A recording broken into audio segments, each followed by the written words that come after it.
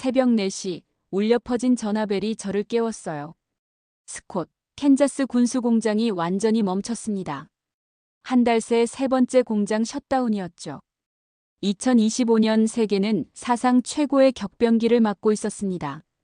트럼프 대통령의 대대적인 관세 정책에 중국은 보복으로 맞대응했고 일본은 고개 숙여 외교적 해결을 모색했어요.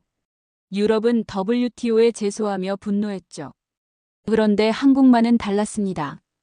그들은 단 한마디도 하지 않았어요. 그저 조용했죠. 그리고 2달 후 세계의 모든 것이 변했습니다. 디트로이트, 텍사스, 캔자스의 핵심 공장들이 하나둘 멈춰섰어요. 부품을 뜯어보니 충격적인 진실이 드러났습니다. 싹 다 한국산입니다. 테슬라, GM, 보잉, F-35 생산 라인까지 모두 한국 부품 하나 때문에 멈춰버렸죠. 에밀리, 한국은 우리 없이 살아남을 수 없어라는 리처드의 오만한 웃음이 귓가에 맴돌았어요. 하지만 현실은 정반대였습니다. 한국이 멈추면 세계가 멈춘다, 이건 비유가 아닌 충격적 사실이었어요. 세계는 지금 한 나라의 움직임에 따라 방향이 바뀌고 있었고 그 나라의 이름은 대한민국이었습니다. 제가 하버드 국제전략 컨퍼런스에서 이 폭탄급 진실을 폭로했을 때 세계는 숨을 죽였죠. 그들이 그토록 숨기려 했던 조용한 거인의 실체. 과연 무엇이었을까요? 이제 그것에 대해 알아보러 가시겠습니다. 그 전에 1초면 누를 수 있는 구독과 좋아요 눌러주시면 영상 제작에 큰 힘이 됩니다. 2025년 3월 백악관 상황실에서 걸려온 전화가 저를 깨웠습니다. 아직 새벽 4시. 캔자스에 있는 우리 군수공장이 멈췄다는 소식이었어요. 단 하나의 부품 때문에. 스콧, 당장 와요. 이게 세 번째예요. 저는 미국 국방부 전략기획국 수석 정책 분석관 에밀리 스콧입니다. 20년 넘게 세계 전략 지형을 분석해왔죠. 하지만 그날 시작된 일은 제 경력에서 가장 당혹스러운 수수께끼였어요. 사무실에 도착하자 초조한 얼굴들이 스크린을 둘러싸고 있었습니다. 리처드 노먼 부차관보가 신경질적으로 손가락을 테이블에 두드리고 있었죠. 에밀리, 세 개의 공장이 같은 주에 멈췄어.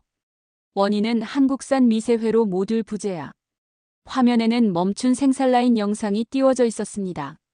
직원들은 허망하게 서 있고 장비는 죽은 듯 고요했어요. 이런 광경은 처음이었죠. 중국과의 무역 갈등 때문이라면 이해해요. 하지만 한국은? 제가 물었습니다. 벤 헤일리가 태블릿을 건네며 속삭였어요. 더 심각한 건 디트로이트와 텍사스도 같은 상황이라는 거예요. 데이터를 훑어보니 심장이 빠르게 뛰었습니다. 우리 국방 시스템의 핵심 부품들이 갑자기 공급 중단된 거였어요. 이유도 설명도 없이. 단 하나의 공통점은 한국이란 출처였습니다. 이상하네요. 한국은 항상 믿을 수 있는 파트너였는데. 제 말에 회의실이 갑자기 조용해졌어요. 리처드가 비웃듯 말했죠. 에밀리, 당신도 알잖아. 한국은 우리 없이 하루도 못 버텨. 그 말에 회의실 끝에서 조용한 목소리가 들려왔습니다. 레이나 콜먼, 국무부에서 온 동아시아 전문가였어요. 그럴까요? 아니면 우리가 그들 없이 못 버티는 건 아닐까요? 가슴이 철렁했습니다. 20년 경력에 처음 느끼는 불안감이었죠. 그날 저녁 저는 집으로 돌아가는 대신 사무실에 남았어요. 무언가 놓친 게 있다는 직감이 들었거든요. 다음 날 아침 백악관에서 긴급 회의가 소집됐습니다. F-35 전투기 생산 라인도 멈췄대요. 원인은 또 그 부품들. 회의실에 들어서자마자 충격적인 보고가 들려왔어요. 테슬라, GM, 보잉까지 생산 중단되고 있습니다. 공통적으로 한국 부품이 끊겼습니다. 리처드가 분노에 차서 외쳤습니다. 도대체 무슨 일이 벌어지고 있는 거야? 한국은 우방국이잖아. 저는 조용히 물었어요. 한국이 공식적으로 뭐라고 설명하죠? 클레어 머피가 노트북을 열며 대답했습니다. 그게 문제예요. 아무 말도 없어요. 완벽한 침묵이죠. 회의가 끝난 후 저는 레이나를 따라잡았어요. 이 침묵이 의미하는 바가 뭐라고 생각해? 레이나는 깊은 한숨을 내쉬었습니다. 에밀리, 당신 꽤 훌륭한 분석가지만 한 가지 놓치고 있어요. 침묵도 전략이에요. 그날 밤 저는 캔자스 공장장과 통화했습니다. 단 하나의 부품이 없어서 전체가 멈췄다고요? 네, 믿기 힘들죠. SCM-230이라는 모듈인데 한국의 작은 회사가 만들어요. 대체품은 없고 전 세계 생산량의 92%를 차지하죠. 전화를 끊자마자 깨달았습니다. 우리가 알던 세계 질서는 환상이었어요. 한국이 멈추면 미국도 멈춘다는 충격적인 진실 앞에 서 있었죠. 다음 날 아침 국방부 회의실은 긴장감으로 가득했습니다. 사태는 악화일로였죠. 이제 우리 군함 건조까지 중단됐어요. 대체 어떻게 이런 일이 일어날 수 있었을까? 한국은 우리의 충실한 동맹이었잖아. 리처드가 탁자를 내리치며 소리쳤습니다. 베니 데이터를 프로젝션에 띄웠어요. 캔자스, 디트로이트, 텍사스, 샌디에고. 모두 같은 증상입니다. 작은 한국 기업들의 부품 공급이 중단됐어요. 저는 자리에서 일어나 지도를 가리켰습니다. 보세요, 이건 우연이 아니에요. 너무 체계적이죠. 리처드가 코웃음을 쳤어요. 뭐라는 거야? 한국이 우리를 협박한다고? 말도 안 돼. 그들은 우리 없이 살아남을 수 없어. 레이나가 끼어들었습니다. 정말 그럴까요? 지난 10년간 한국의 움직임을 분석해 보셨나요? 회의실이 조용해졌어요. 레이나는 태블릿을 넘기며 계속했습니다. 한국은 표면적으로는 군사동맹을 유지하면서 경제적으로는 완전히 다른 게임을 하고 있었어요. 우리가 중국과 싸울 동안 그들은 조용히 세계 공급망의 핵심을 장악했죠. 저는 숨을 깊게 들이쉬었습니다. 우리가 거인들의 싸움에 집중하는 사이 작은 나라가 실제 힘을 쌓아 올렸다는 거군요. 레이나가 고개를 끄덕였어요. 바로 그거예요. 눈에 보이는 힘보다 더 무서운 건 보이지 않는 영향력이죠. 오후에 저는 펜타곤 지하 자료실로 내려갔습니다. 무언가 더 있을 거란 확신이 들었거든요. 수십 개의 기밀 보고서를 뒤지다 충격적인 문서를 발견했어요. 프로젝트 코리아라는 제목의 10년 전 보고서였죠. 거기엔 명확했습니다. 우리 군사 시스템의 핵심 부품 42%가 한국에 의존하고 있다는 경고였어요. 하지만 아무도 신경 쓰지 않았죠. 이건 무시당했어요. 베니네 옆에서 한숨을 쉬었습니다. 리처드가 회의에서 했던 말이 귓가에 맴돌았어요. 한국은 미국 없이 살아남을 수 없어. 그런데 현실은 정반대였습니다. 우리가 한국 없이 살아남을 수 있을까? 이 질문이 내 마음을 파고들었죠. 저녁, 제 사무실에 레이나가 찾아왔어요.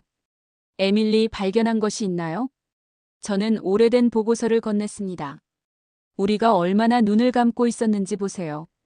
레이나는 보고서를 훑어보더니 고개를 끄덕였어요. 이건 단순한 부품 공급 중단이 아니에요. 힘의 전환점이죠. 그런데 왜 지금일까요? 제가 물었습니다. 레이나는 창밖을 바라보며 대답했어요. 중국과의 무역전쟁이 정점에 달했기 때문이죠. 한국은 기다렸어요. 완벽한 순간을. 다음 날 아침 저는 클레어에게 특별한 분석을 요청했습니다. 미국 방위산업에서 한국 부품 의존도를 완전히 파악하고 싶어요. 몇 시간 후 클레어가 창백한 얼굴로 돌아왔어요. 믿기 힘들 거예요. 데이터는 충격적이었습니다. 우리 방위산업 핵심 시스템의 68%가 한국 부품에 의존하고 있었죠. 단순한 나사부터 첨단 센서까지. 가장 충격적인 건 이런 부품들 대부분이 대체 불가능하다는 점이었어요. 한국은 조용히 우리 심장에 손을 얹고 있었군요. 제 말에 클레어는 말없이 고개를 끄덕였습니다. 그날 저녁 리처드가 제 사무실로 성큼성큼 들어왔어요. 에밀리, 대통령이 직접 물어보셨어. 이게 우연인지 의도적인지. 저는 확신을 가지고 대답했습니다. 의도적입니다. 한국은 우리가 무시했던 존재였어요. 그들은 이 순간을 준비해왔죠. 리처드의 얼굴이 창백해졌어요. 그럼 어떻게 대응해? 먼저 진실을 인정하는 것부터 시작해야죠. 우리는 한국을 진정한 강대국으로 대해야 합니다. 창밖에서 워싱턴 DC의 불빛이 반짝였지만 제 마음속에는 새로운 깨달음의 불이 켜졌어요. 우리가 얼마나 맹목적이었는지. 국제 질서의 진정한 힘은 크기가 아니라 위치에 있다는 것을. 아침 일찍 제 사무실에 벤이 들어왔습니다. 얼굴이 창백했어요. 보스, 디트로이트 자동차 공장들이 모두 멈췄습니다. 반도체 칩 하나 때문에요. 저는 커피를 한 모금 마시며 물었습니다. 한국산? 네, SK 하이닉스와 삼성이 만든 특수 메모리 칩이에요. 대체품이 없대요. 창밖을 바라보며 결심했어요. 이건 공식 보고서로는 해결할 수 없는 문제였습니다. 더 깊이 파고들어야 했죠. 벤 공식 채널을 벗어난 프로젝트를 시작할 거예요. 프로젝트 K라고 부르죠. 벤의 눈이 커졌습니다. 리처드에게 알리지 않고요. 특히 리처드에게는 비밀로 해요. 그는 아직도 현실을 직시하지 못하고 있어. 그날 오후 저는 클레어와 잭 앨런을 제 사무실로 불렀습니다. 문을 잠그고 휴대폰도 밖에 두게 했어요. 우리는 미국이 얼마나 한국에 의존하고 있는지 정확히 파악해야 해요. 모든 산업, 모든 분야를요. 앨런이 눈살을 찌푸렸습니다. 왜 이렇게 비밀리에 해야 하죠? 왜냐하면 진실이 너무 위험할 수 있으니까요. 우리가 상상한 세계 질서가 실제와 다를 수 있어요. 다음 날부터 우리 팀은 거의 사무실에서 살다시피 했습니다. 데이터를 수집하고 연결고리를 찾고 패턴을 분석했죠. 일주일이 지났을 때 놀라운 그림이 나타나기 시작했어요. 에밀리 믿을 수 없을 거예요. 클레어가 대형 스크린에 데이터를 띄웠습니다. 그래프는 명확했어요. 미국 핵심 산업 11개 분야가 한국 기술에 의존하고 있었습니다. 단순한 부품 공급이 아니라 대체 불가능한 기술이었죠. 이게 다가 아니에요. 잭이 다른 차트를 보여줬어요. 한국 기업들은 지난 10년간 전략적으로 미국과 유럽의 작은 기술 회사들을 인수해왔어요. 눈에 띄지 않게요. 방 안의 공기가 무거워졌습니다. 우리가 발견한 것은 단순한 경제적 의존이 아니었어요. 전략적인 취약점이었죠. 그들은 이것을 계획했어요. 제 목소리가 떨렸습니다. 우리가 중국과 러시아만 주시하는 동안 한국은 조용히 체스판을 재배치했어요. 벤이 고개를 저었습니다. 하지만 왜 지금 이걸 드러내는 거죠? 그냥 계속 조용히 영향력을 키우면 되잖아요. 레이나의 말이 생각났어요. 그녀를 찾아가야 했습니다. 국무부에서 레이나를 만났어요. 우리의 발견을 보여주자 그녀는 놀라지 않았습니다. 당신이 이미 알고 있었군요. 제가 말했어요. 레이나는 고개를 끄덕였습니다. 부분적으로요. 하지만 이 정도일 줄은 몰랐어요. 왜 한국은 지금 이 카드를 사용하는 거죠? 레이나가 창밖을 바라보며 대답했어요. 중국과 미국의 갈등이 최고조에 달했기 때문이에요. 한국은 더 이상 둘 사이에서 줄타기하고 싶지 않아요. 그들은 무엇을 원하는 거죠? 인정받고 싶은 거예요, 에밀리. 그들의 진정한 위치에 맞는 존중을요. 사무실로 돌아오는 길에 마음이 무거웠습니다. 우리는 세계를 단순하게 보고 있었어요. 강대국과 약소국으로. 하지만 현실은 훨씬 복잡했죠. 제 팀은 밤새 작업했습니다. 아침이 밝았을 때 저는 결정을 내렸어요. 이 발견을 공개해야 했죠. 리처드에게 보고하기 위해 사무실로 향했습니다. 에밀리 어디 있었어? 리처드가 짜증스럽게 저를 기다리고 있었어요. 중요한 발견이 있어요. 제가 파일을 건넸습니다. 리처드는 몇 분 동안 자료를 훑어보더니 얼굴이 붉어졌어요. 이건 말도 안 돼. 모든 데이터가 이걸 증명해요. 우리는 거인들만 보느라 진짜 움직이는 심장을 놓쳤어요. 리처드는 자리에서 벌떡 일어났습니다. 이걸 누구에게 보여줬지? 아직 아무에게도요. 당신이 첫 번째예요. 좋아, 이건 최고 기밀로 유지해. 대통령에게 직접 보고할 거야. 그가 나가자 전화가 울렸습니다. 레이나였어요. 에밀리 조심해요. 당신이 발견한 건 많은 사람들을 불편하게 할 거예요. 전화를 끊고 창밖을 내다봤습니다. 워싱턴은 언제나처럼 분주했지만 세계의 균형은 이미 조용히 변하고 있었어요. 그리고 그 변화의 중심에 한국이 있었죠. 다음 날 아침 백악관으로 소환됐습니다. 대통령과의 비공개 미팅이었어요. 가슴이 두근거렸죠. 집무실에 들어서자 대통령은 창가에 서 있었습니다. 뒤돌아보지도 않고 물었어요. 에밀리, 당신의 보고서가 사실이라면 우리는 큰 위기에 처한 거요. 위기이자 기회입니다, 대통령님. 우리가 세계를 어떻게 보는지 재고해야 해요. 대통령이 저를 향해 돌아섰습니다. 눈에는 걱정이 가득했어요. 더 자세히 설명해 주시오. 클레어가 준비한 데이터를 펼쳤습니다.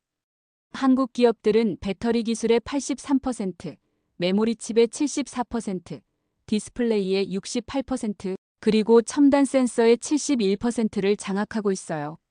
그게 어떻게 가능하지? 대통령이 믿기지 않는다는 듯 물었습니다.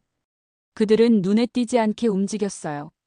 대기업은 전면에 내세우고 작은 기업들을 통해 핵심 기술을 확보했죠. 마치 물속에 숨은 빙산처럼요. 제 설명이 끝나자 방 안은 무거운 침묵에 빠졌어요. 대통령은 창가로 돌아가 잠시 생각에 잠겼습니다. 그들이 원하는 게 뭐예요? 제 생각에는 잠시 말을 고르며 대답했어요. 그들의 진정한 가치를 인정받고 싶은 겁니다. 더 이상 중간자가 아닌 독자적인 강대국으로요. 대통령이 깊은 한숨을 내쉬었습니다. 이 정보를 누구에게 공유했소? 소규모 팀만 알고 있습니다. 그리고 국무부의 레이나 콜먼이요. 줬소. 일단은 이 정보를 극비로 유지하시오. 나는 한국 대통령과 직접 대화할 필요가 있소. 백악관을 나오며 불안감이 엄습했습니다. 이건 단순한 보고서가 아니었어요. 세계 질서의 균열을 보여주는 신호였죠. 사무실로 돌아오자 클레어가 급히 다가왔어요. 새로운 데이터가 들어왔어요. 클레어가 보여준 분석은 더 충격적이었습니다. 한국의 영향력은 단순히 부품 공급에 그치지 않았어요. 그들은 전 세계 핵심 기술의 특허도 조용히 확보하고 있었죠. 이건 단순한 우연이 아니에요. 제가 중얼거렸습니다. 맞아요. 벤이 끼어들었어요. 지난 15년간의 패턴을 보세요. 그들은 체계적으로 움직였어요. 차트는 명확했습니다. 한국 기업들의 특허 출원과 기업 인수는 완벽한 패턴을 그리고 있었어요. 마치 거대한 오케스트라의 지휘자가 있는 것처럼. 누가 이걸 조율하고 있죠? 제가 물었습니다. 앨런이 태블릿을 건네며 답했어요. 공식적으로는 아무도요. 하지만 이런 패턴은 우연이 아니에요. 그날 밤 레이나에게 전화했습니다. 더 깊이 파고들었어요. 이건 단순한 경제적 전략이 아니에요. 국가적 차원의 계획이죠. 레이나의 목소리는 조용했어요. 에밀리, 내일 하버드에서 국제전략 컨퍼런스가 있어요. 당신의 발견을 발표해야 해요. 리스크가 너무 크잖아요. 더 큰 리스크는 진실을 모르는 거예요. 세계는 변하고 있어요. 우리는 이 변화를 인정해야 해요. 전화를 끊고 창밖을 바라봤습니다. 밤하늘의 별들처럼 세계 질서도 언뜻 보기엔 변함없어 보였죠. 하지만 자세히 보면 별들도 끊임없이 움직이고 있었어요. 다음 날 아침 리처드가 사무실로 들이닥쳤습니다. 에밀리, 하버드 발표는 취소야. 왜요? 너무 민감한 내용이야. 우리는 아직 대응 전략이 없어. 제 눈을 똑바로 쳐다보며 리처드가 낮은 목소리로 말했어요. 이건 명령이야. 그가 나간 후 벤이 조용히 다가왔습니다. 어떻게 할 거예요? 깊은 숨을 들이쉬었어요. 진실은 언젠가는 드러나게 돼 있어. 우리가 먼저 인정하는 게 낫지 않을까? 그날 저녁 레이나에게 메시지를 보냈습니다. 내일 하버드에서 만나요. 세계는 진실을 알 필요가 있어요. 하버드 국제전략 컨퍼런스장에 들어서니 긴장감이 느껴졌습니다. 세계 각국의 전략가와 정책 기반자들로 가득했어요. 제 발표는 오후 세션의 마지막이었죠. 리처드의 경고가 귓가에 맴돌았습니다. 하지만 이미 결정을 내렸어요. 진실을 말할 것이다. 준비됐어요? 레이나가 내 옆에 앉으며 물었습니다. 떨려요. 이게 내 경력의 끝일 수도 있죠. 레이나가 미소 지었어요. 또는 시작일 수도 있고요. 발표 시간이 다가왔습니다. 강단에 올라 청중을 바라봤어요. 숨을 깊게 들이마시고 시작했습니다. 오늘 저는 우리가 보지 못했던 세계 질서의 변화에 대해 이야기하려 합니다. 첫 슬라이드는 단순한 아이폰 분해도였어요. 청중들이 의아해하는 표정이 역력했죠. 이 스마트폰에는 수백 개의 부품이 들어 있습니다. 하지만 실제로 이 기기를 작동하게 만드는 핵심 부품의 67%는 한국에서 만들어져요. 다음 슬라이드로 넘어갔습니다. 미국 내 27개 공장의 셧다운 사례였어요. 지난달 이 공장들이 모두 멈췄습니다. 한국에서 만드는 부품 몇 개가 공급되지 않았기 때문이죠. 단순한 우연이 아니에요. 이제 청중의 표정이 달라지기 시작했습니다. 불안과 의심이 뒤섞인 눈빛들이었어요. 우리는 세계를 단순하게 봐왔어요. 미국, 중국, 러시아, EU. 하지만 실제 힘은 다른 곳에 있었죠. 다음 슬라이드는 클레어가 만든 공급망 조율 분석이었습니다. 한국 기업들의 전략적 위치를 보여주는 네트워크 지도였어요. 한국 기업들이 지난 15년간 취득한 특허와 인수한 기업들을 추적해봤습니다. 그들은 글로벌 공급망의 핵심 노드를 장악했어요. 보이지 않게 조용히. 청중에서 웅성거림이 들렸습니다. 일본 대표단이 불편한 기색을 드러냈고 중국 대표들은 서로 귓속말을 했죠. 이제 가장 중요한 데이터입니다. 미국 핵심 방위 산업의 68%, 첨단 전자 산업의 74%가 한국 기술에 의존하고 있어요. 이건 애플이나 테슬라의 성취가 아니라 사실상 삼성과 SK의 결정체입니다. 발표장이 완전히 조용해졌어요. 청중의 얼굴에서 충격을 읽을 수 있었습니다. 오늘 여러분께 경고하러 온 게 아닙니다. 우리가 세계를 보는 방식을 재고해야 한다고 말하러 왔어요. 작은 국가가 어떻게 글로벌 질서를 재편할 수 있는지 보여주는 사례니까요. 발표가 끝나고 질문 시간이 시작됐습니다. 첫 질문은 일본 대표에게서 나왔어요. 스콧 박사, 이 주장이 사실이라면 미국은 어떤 대응을 준비하고 있습니까? 깊은 숨을 들이쉬었습니다. 아직 공식적인 대응은 없습니다. 사실 제 발표는 국방부의 공식 입장이 아니에요. 중국 대표가 날카롭게 물었어요. 이것이 한국에 대한 압력을 위한 미국의 전략적 움직임입니까? 아니요, 저는 단지 데이터가 보여주는 진실을 말하고 있을 뿐입니다. 발표가 끝나고 사람들이 몰려들었어요. 질문, 의심, 놀라움이 뒤섞인 반응이었죠. 구석에서 레이나가 미소 지으며 서 있는 것이 보였습니다. 로비에서 레이나를 만났어요. 폭탄을 터뜨렸네요. 진실은 때때로 폭탄보다 더 강력해요. 제가 대답했습니다. 내일 둘째 날 발표도 준비되어 있죠? 레이나가 물었어요. 고개를 끄덕였습니다. 네, 이번엔 문화적 영향력에 대해 발표할 거예요. 그때 제 휴대폰이 진동했습니다. 리처드였어요. 에밀리, 당장 워싱턴으로 돌아와. 대통령이 경로하셨어. 리처드, 내일도 발표가 있어요. 그 후에 돌아갈게요. 이건 명령이야. 지금 당장. 전화를 끊었습니다. 레이나가 걱정스러운 표정으로 바라봤어요. 괜찮을까요? 미소를 지으며 대답했어요. 이제 와서 물러설 순 없죠. 세계는 변하고 있어요. 우리도 변해야 해요. 호텔 방으로 돌아오는 길에 여러 나라 기자들이 저를 에워쌌습니다. 질문이 쏟아졌어요. 스콧 박사, 한국이 정말 그렇게 큰 영향력을 가지고 있나요? 미국은 이 의존도를 어떻게 해결할 계획인가요? 이것이 새로운 냉전의 시작인가요? 답은 간단해요. 제가 말했습니다. 세계는 이미 변했어요. 우리는 단지 그 변화를 인정하지 않았을 뿐이죠. 호텔방에 도착하자마자 벤에게서 전화가 왔어요. 보스, 당신 발표가 전 세계 뉴스 헤드라인이에요. 펜타곤은 난리가 났고 백악관은 응급 모드예요. 예상했던 일이죠. 제가 웃으며 말했습니다. 내일이 더 중요해요. 문화적 영향력에 대한 발표니까. 잠자리에 들기 전 창문을 열고 보스턴의 밤하늘을 바라봤어요. 세상이 변하는 순간에 제가 서 있다는 느낌이 들었습니다. 두렵지만 동시에 흥미진진했죠. 컨퍼런스 둘째 날 강당은 더욱 붐볐습니다. 제 첫 발표가 폭탄이었다면 오늘은 더 큰 파장을 일으킬 준비가 되어 있었어요. 오늘은 우리가 완전히 간과했던 한국의 또 다른 힘에 대해 이야기하겠습니다. 청중이 몸을 앞으로 기울였어요. 모두가 두 번째 폭탄을 기대하고 있었죠. 바로 문화입니다. 첫 번째 슬라이드는 세계 지도였어요. 곳곳에 빨간 점이 표시되어 있었습니다.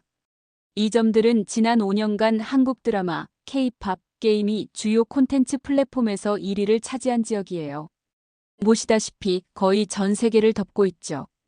다음 차트로 넘어갔습니다. 이건 한류 소비자들의 소비 패턴 변화예요. 한국 콘텐츠를 접한 후 그들의 한국 제품 구매율은 평균 320% 증가했습니다. 청중 중 한 명이 질문했어요. 그게 국가 안보와 무슨 관련이 있죠? 저는 미소를 지었습니다. 훌륭한 질문이네요. 다음 사례를 보여드릴게요. 슬라이드를 넘겼어요. 중동의 한 국가와 한국의 원전 계약 사진이었습니다. 이 계약은 어떻게 성사됐을까요? 물론 기술력이 중요했지만 그 나라 고위 관료의 딸이 한국 드라마에 빠져 있다는 사실도 큰 역할을 했어요. 그녀가 아버지에게 한국에 대한 좋은 인상을 심어준 거죠. 청중에서 웃음이 터져나왔어요. 하지만 곧 심각한 표정으로 바뀌었습니다. 문화는 단순한 오락이 아닙니다. 그것은 마음과 생각을 움직이는 힘이에요. 한국은 이 힘을 전략적으로 활용했죠. 다음 슬라이드는 세계 각국의 언어 학습 앱 데이터였어요. 한국어 학습자가 지난 3년간 457% 증가했습니다. 이들은 단순한 팬이 아니라 잠재적인 동맹자들이에요. 발표를 계속하며 한국의 문화적 영향력이 어떻게 경제적, 외교적 효과로 이어지는지 설명했습니다. 이건 단순한 소프트 파워가 아니었어요. 정교하게 설계된 국가 브랜딩 전략이었죠. 한류는 무기가 아닙니다. 그것은 통로이자 설득입니다. 반감 없이 마음을 얻는 방법이죠. 질문 시간이 시작됐어요. 한 프랑스 대표가 물었습니다. 그렇다면 우리도 이런 전략을 따라해야 한다고 생각하시나요? 각국은 자신만의 방식이 필요해요. 하지만 한국의 사례에서 배울 점은 분명합니다. 문화적 영향력을 국가 전략의 핵심으로 삼아야 한다는 것이죠. 발표를 마치고 강당을 나오자 레이나가 기다리고 있었어요. 얼굴이 창백했습니다. 에밀리, 워싱턴에서 연락이 왔어요. 대통령이 직접 귀환을 명령했대요. 그래요? 그럼 가봐야겠네요. 제가 담담하게 말했습니다. 두렵지 않아요? 레이나가 물었어요. 물론 두렵죠. 하지만 이건 해야 할 일이었어요. 우리는 너무 오랫동안 눈을 감아왔으니까. 공항으로 향하는 차 안에서 제 발표가 가져올 파장을 생각했습니다. 이건 단순한 정보 공개가 아니었어요. 세계관의 전환점이었죠. 당신이 옳았어요. 레이나가 말했습니다. 세계는 변했어요. 그리고 이제 모두가 그걸 알게 됐죠. 워싱턴으로 향하는 비행기에 오르며 제 마음은 이상하게 평온했습니다. 때로는 진실을 말하는 것이 가장 어려운 일이지만 동시에 가장 필요한 일이기도 하죠. 워싱턴에 도착하자마자 국방부로 직행했습니다. 복도는 이상하리만치 조용했어요. 사람들의 시선이 저를 따라왔죠. 어떤 이들은 존경의 눈빛으로, 다른 이들은 불안한 표정으로. 리처드의 사무실 문이 열렸습니다. 안에는 리처드뿐만 아니라 국방장관까지 있었어요. 분위기가 심상치 않았죠. 앉으시오, 스콧 박사. 장관이 무거운 목소리로 말했습니다. 자리에 앉자 리처드가 문서 하나를 내밀었어요. 서명하시오. 기밀유지 서약서야. 저는 문서를 훑어봤습니다. 제가 발견한 모든 정보와 발표 내용에 대해 영원히 침묵하라는 내용이었어요. 서명할 수 없습니다. 제가 단호하게 말했어요. 장관이 한숨을 내쉬었습니다. 스콧 박사, 당신의 발표가 일으킨 외교적 파장을 아십니까? 한국 대사관은 공식 항의를 제기했고 중국과 일본은 우리의 의도를 의심하고 있어요. 그렇다면 더욱 진실을 직면해야 하지 않을까요? 현실은 이미 변했어요. 우리가 인정하든 말든 상관없이요. 리처드가 책상을 내리쳤습니다. 에밀리, 이건 명령이야. 당신은 국가 안보를 위협했어. 아니요, 저는 단지 우리가 무시했던 진실을 말했을 뿐입니다. 이건 단순한 경제 문제가 아니에요. 국가 전략의 패러다임 전환이죠. 장관이 앞으로 몸을 기울였어요. 스콧 박사, 우리는 당신의 분석력을 존중합니다. 하지만 지금은 조용히 할 때예요. 대통령이 한국과 직접 대화하고 있어요. 무슨 내용인지 물어봐도 될까요? 장관과 리처드가 서로 눈빛을 교환했습니다. 잠시 침묵 후 장관이 말했어요. 한국이 원하는 것은 명확해요. 그들은 더 이상 중간자 역할을 하고 싶지 않아요. 독자적인 강대국으로 인정받고 싶은 거죠. 그게 그렇게 나쁜가요? 제가 물었습니다. 리처드가 웃음을 터뜨렸어요. 당신은 정말 순진하군. 세계 질서가 어떻게 유지되는지 알아? 균형이야. 한국 같은 나라가 갑자기 주요 플레이어가 되면 모든 균형이 깨져. 그 균형은 이미 깨졌어요. 제 목소리는 차분했습니다. 우리가 인정하지 않았을 뿐이죠. 회의는 2시간 동안 계속됐어요. 결국 장관은 타협안을 제시했습니다. 스콧 박사, 우리는 당신의 연구를 계속하게 할 겁니다. 하지만 모든 발표는 사전 승인을 받아야 해요. 이 합의에 동의하십니까? 깊이 생각한 후 고개를 끄덕였습니다. 계속 연구할 수 있다면 동의합니다. 사무실로 돌아오니 팀원들이 기다리고 있었어요. 모두 긴장한 표정이었죠. 어떻게 됐어요? 벤이 조심스럽게 물었습니다. 계속 연구할 수 있어. 하지만 더 조용히 해야 해. 클레어가 새로운 데이터를 보여줬어요. 보스, 우리가 모르던 게 더 있어요. 한국은 외압에도 불구하고 핵심 소재 국산화에 성공했어요. 그들은 정말 독립적인 기술 생태계를 구축했죠. 저는 창가로 걸어가 워싱턴의 전경을 바라봤습니다. 세상은 빠르게 변하고 있었어요. 미국도 이제 명령하는 나라가 아닌 협상하는 나라가 되어야 했죠. 계속 작업해요. 하지만 더 신중하게. 제가 팀에게 말했습니다. 이건 단순한 보고서가 아니라 역사를 기록하는 일이에요. 그날 밤 레이나에게서 메시지가 왔어요. 한국 대통령과 미국 대통령의 비밀 통화가 있었대요. 2시간 동안. 내용은? 제가 물었습니다. 알 수 없어요. 하지만 분위기는 긍정적이었대요. 잠자리에 들기 전 창밖을 바라봤어요. 워싱턴의 밤하늘은 여전히 같은 별들로 빛나고 있었지만 세계의 지도는 이미 다시 그려지고 있었습니다. 몇 주가 지났습니다. 표면적으로는 모든 것이 정상으로 돌아온 것 같았어요. 한국 부품 공급은 재개됐고 공장들은 다시 가동되기 시작했죠. 하지만 무언가가 근본적으로 변했다는 걸 느낄 수 있었습니다. 사무실에서 모든 데이터를 정리하고 있었어요. 이제 공식 발표는 끝났지만 제 작업은 계속됐습니다. 모든 자료를 하나로 모으는 일이었죠. 무슨 일 하세요? 벤이 커피를 들고 들어오며 물었습니다. 역사를 기록하는 중이야. 제가 대답했어요. 컴퓨터 화면에는 방대한 문서가 펼쳐져 있었습니다. 제목은 단 하나. 코리아. 그들은 말하지 않았어.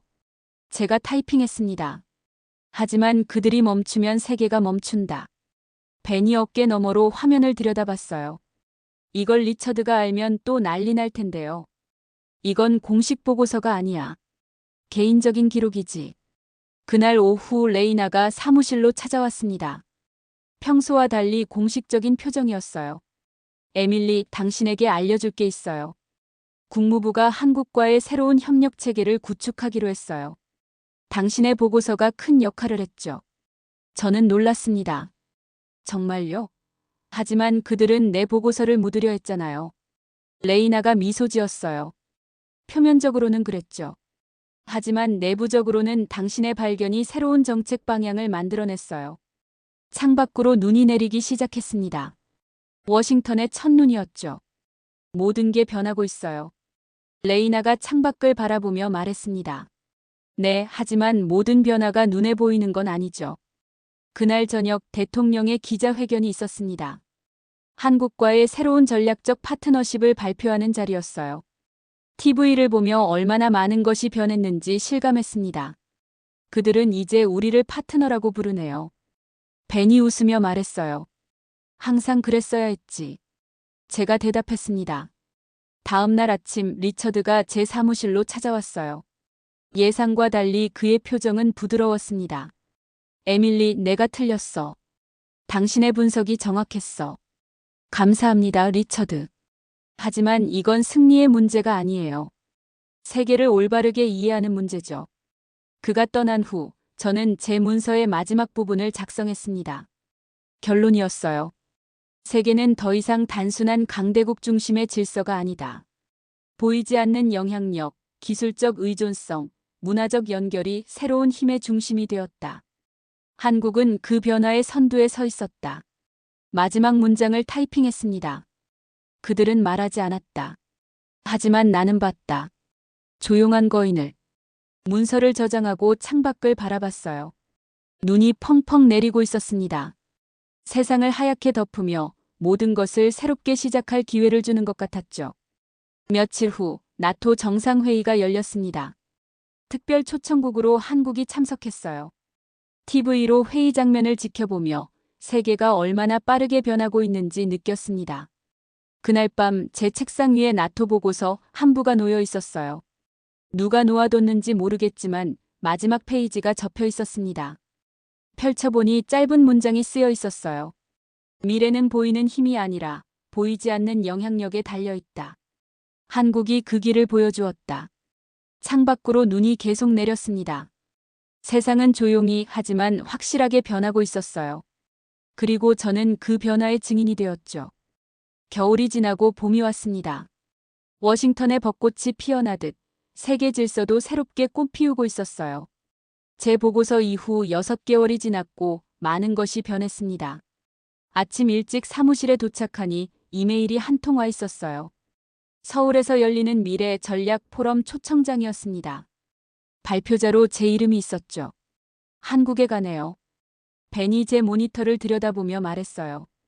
그래, 하필 내가 그들의 전략을 폭로한 장본인인데 날 초대하다니 흥미롭지 않아? 벤이 웃었습니다. 그들은 당신이 진실을 말했다는 걸 알아요. 그리고 이제는 그것을 숨길 필요가 없죠. 리처드가 문을 두드렸어요. 에밀리 대통령이 당신을 만나고 싶어 하셔. 백악관으로 향하는 차 안에서 지난 6개월을 돌아봤습니다. 한국과의 새로운 전략적 동맹 체결, 반도체, 배터리, 첨단 소재 분야의 공동 연구 프로젝트 개시, 그리고 가장 놀라운 건 미국 대통령의 첫 국빈 방문국으로 한국이 선택된 것이었죠. 누가 이런 변화를 예상했겠어요? 리처드가 말했습니다. 당신은 아니었죠. 제가 웃으며 대답했어요. 대통령과의 만남은 짧았지만 의미 있었습니다. 한국 방문 전 저의 조언을 듣고 싶어 하셨어요. 스콧 박사, 당신의 보고서가 우리의 시각을 완전히 바꿔놓았소. 이제 우리는 한국을 단순한 동맹이 아닌 미래를 함께 만들어가는 파트너로 봐요. 대통령님, 중요한 건 균형입니다. 한국은 자신들의 가치를 인정받고 싶어 해요. 그들은 더 이상 중간자가 아니라 주역이 되고 싶은 거죠. 대통령이 고개를 끄덕였습니다. 서울에서 발표할 내용이 뭐예요? 세계가 어떻게 변하고 있는지, 그리고 그 변화 속에서 한국과 미국이 어떻게 새로운 질서를 만들어갈 수 있는지에 대해 이야기할 예정입니다. 돌아오는 길에 레이나에게서 전화가 왔어요. 서울 포럼 발표 준비는 어때요? 거의 끝났어. 근데 묘한 기분이야. 내가 폭로한 나라에 초대받다니.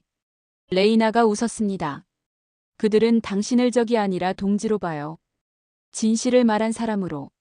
서울행 비행기에 오르기 전날 밤 마지막으로 발표 자료를 검토했습니다. 제목은 조용한 거인과의 동행이었어요. 한국이 세계 무대에서 차지하는 위치는 단순한 경제적, 기술적 성취를 넘어섭니다. 그것은 어떻게 작은 나라가 창의성, 혁신, 그리고 전략적 사고를 통해 세계 질서를 재편할 수 있는지 보여주는 청사진이에요. 비행기 안에서 창밖을 내다보며 생각했습니다. 얼마나 많은 것이, 얼마나 빠르게 변했는지. 제가 그 변화의 일부가 되었다는 사실이 놀라웠어요. 인천공항에 도착하자 환영위원회가 기다리고 있었습니다. 국방부와 외교부 관계자들이었어요. 스콧 박사 환영합니다.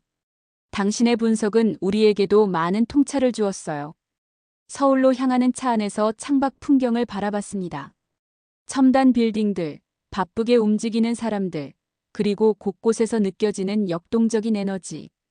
이곳이 세계의 새로운 중심축 중 하나라는 사실이 실감났어요. 스콧 박사, 솔직히 처음에는 당신의 보고서가 우리를 곤란하게 할 거라 생각했어요. 한국 국방부 관계자가 말했습니다. 그런데요? 오히려 도움이 됐죠. 우리가 외부에서 어떻게 보이는지 알게 해줬으니까요. 때로는 거울이 필요한 법이죠. 호텔에 도착해 짐을 풀고 창밖을 내다봤습니다. 서울의 야경이 펼쳐졌어요. 무수한 불빛들이 마치 별처럼 빛나고 있었죠. 조용한 거인이 이제는 당당히 자신의 모습을 드러내고 있구나 생각했습니다. 다음 날 아침 포럼장으로 향했어요. 600명이 넘는 청중이 기다리고 있었습니다. 세계 각국의 전략가, 정책 기반자, 기업인들이었죠. 강단에 올라 심호흡을 했습니다. 6개월 전 하버드에서의 발표가 떠올랐어요. 그때는 폭탄을 터뜨리는 심정이었지만 이제는 새로운 미래를 그리는 기분이었죠. 6개월 전 저는 세계가 어떻게 변하고 있는지에 대한 분석을 발표했습니다. 많은 분들이 그것을 충격적인 폭로라고 여겼죠. 하지만 저는 그것이 단순한 폭로가 아니라 새로운 이해의 시작이었다고 생각해요. 청중의 시선이 저에게 집중됐습니다. 오늘 저는 그 이야기의 다음 장을 열고자 합니다. 어떻게 우리가 이 새로운 세계 질서 속에서 함께 번영할 수 있는지에 대한 이야기요. 슬라이드를 넘기며 설명했습니다. 한국과 미국의 상호 의존성이 어떻게 약점이 아니라 강점이 될 수 있는지. 기술, 문화, 전략적 협력이 어떻게 새로운 동맹의 토대가 될 수 있는지. 중요한 건 인정이에요. 세계는 변했고 우리도 변해야 합니다. 더 이상 강대국과 약소국의 구분은 의미가 없어요. 중요한 건 상호 연결성과 영향력이죠. 발표가 끝나고 기립박수가 쏟아졌습니다. 질문 시간에 한 한국 학생이 물었어요. 스콧 박사님은 이 모든 과정을 지켜보면서 가장 큰 교훈이 무엇이라고 생각하시나요? 잠시 생각한 후 대답했습니다. 진정한 힘은 눈에 보이지 않는 곳에 있다는 거예요. 우리는 너무 오랫동안 크기와 소리에 집중해왔죠. 하지만 세계를 진정으로 움직이는 건 조용히 작동하는 시스템과 연결망이에요. 포럼이 끝난 후 한국 대통령과의 비공개 만남이 있었습니다. 예상보다 따뜻한 환영이었어요. 스콧 박사, 당신의 분석이 우리 두 나라 관계의 전환점이 됐습니다. 때로는 외부인의 시선이 진실을 볼 수 있게 해주죠. 대통령님, 저는 단지 데이터가 보여주는 것을 말했을 뿐입니다. 그게 가장 어려운 일이죠. 대통령이 미소 지으며 말했어요. 진실을 보고 그것을 말할 용기를 갖는 것. 서울에서의 일주일이 빠르게 지나갔습니다. 강연, 미팅, 그리고 한국 기업들 방문으로 바쁜 나날이었죠. 마지막 날 남산타워에 올라 서울을 내려다봤어요. 어떤가요, 서울? 레이나가 물었습니다. 그녀도 이 여행에 동행했거든요. 놀라워요. 이곳이 세계의 미래를 만들어가고 있다는 게 실감나네요. 당신 덕분에 우리도 그걸 알게 됐죠. 워싱턴으로 돌아가는 비행기 안에서 노트북을 열었습니다. 새로운 보고서를 쓰기 시작했어요. 제목은 새로운 세계 질서, 조용한 거인들의 시대였습니다. 세계는 더 이상 소수의 강대국이 주도하는 곳이 아니다. 이제는 전략적 위치, 기술적 우위, 문화적 영향력을 가진 조용한 거인들의 시대다. 한국은 그 첫 번째 사례일 뿐이다. 더 많은 나라들이 이 길을 따를 것이다. 워싱턴에 도착하자 베니 공항에서 기다리고 있었어요. 어땠어요, 서울은? 놀라웠어. 그리고 변화는 이제 시작일 뿐이야. 사무실로 돌아와 창밖을 바라봤습니다. 워싱턴의 봄은 한창이었어요. 벚꽃이 만발하고 새로운 생명이 태어나는 계절. 세계도 마찬가지였죠. 새로운 질서가 태어나고 있었고 저는 그 변화의 증인이자 일부가 되었습니다. 에밀리, 당신의 다음 프로젝트는 뭐예요? 리처드가 문간에 서서 물었습니다. 미소를 지었어요. 세계의 다른 조용한 거인들을 찾는 거죠. 한국만이 아니니까요. 흥미로운 시대에 살고 있군. 리처드가 말했습니다. 그래요, 리처드. 그리고 우리는 그 변화의 증인이에요. 그날 밤 제 보고서 마지막 문장을 적었습니다. 그들은 말하지 않았다. 하지만 세상이 들었다. 조용한 거인의 발자국 소리를. 창밖을 바라보니 밤하늘의 별들이 빛나고 있었어요. 세계의 지도가 다시 그려지고 있었고 이번에는 더 많은 나라들이 자신만의 색깔로 그려질 거란 확신이 들었습니다. 제가 본 것은 시작에 불과했으니까요. 여러분은 이 이야기를 듣고 어떤 생각이 드셨나요? 여러분의 생각을 아래 댓글에 남겨주세요. 그리고 감동적인 사연을 주변 사람들과 공유하고 함께 이야기 나눠보세요. 마지막으로 1초밖에 걸리지 않는 구독과 좋아요, 알림 설정은 영상 제작에 큰 힘이 됩니다.